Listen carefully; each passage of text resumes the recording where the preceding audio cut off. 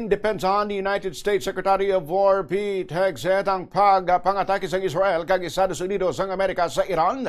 Kabahin ini sang kaundan sa unang press briefing sang Trump administration halin sang ginlunsad sang Israel kag US ang atake sa Iran sing Sabado nga nagpatay sa Supreme Leader kag Senior Military Leader sang Tehran. Suno kay Hegseth kinahanglano ng ilang pag-atake bangod sa missile arsenal and nuclear ambisyon sang Iran. Gintawag sining ilang operasyon bilang pinakamakamatay kag precise air power campaign sa maragtas. Nagbalos lang ang US sa iya sa tinuig nga ginahimo sang Iran nga pagsuporta kon pag-sponsor sa terorismo.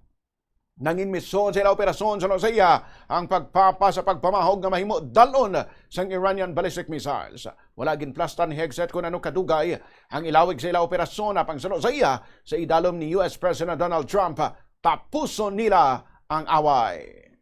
It took the 47th president, a fighter who always puts America first, to finally draw the line after 47 years of Iranian belligerence.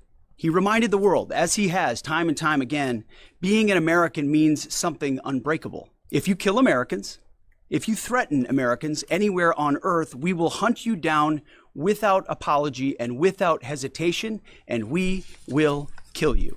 President Trump has also been very consistent. Crazy regimes like Iran, hell-bent on prophetic Islamist delusions, cannot have nuclear weapons. It's common sense. Many have said it, but it takes guts to actually enforce it, and our president has guts. Iran's stubborn and self-evident nuclear pursuits, their targeting of global shipping lanes, and their swelling arsenal of ballistic missiles and killer drones are no longer tolerable risks. Iran was building powerful missiles and drones to create a conventional shield for their nuclear blackmail ambitions. Let me say that again.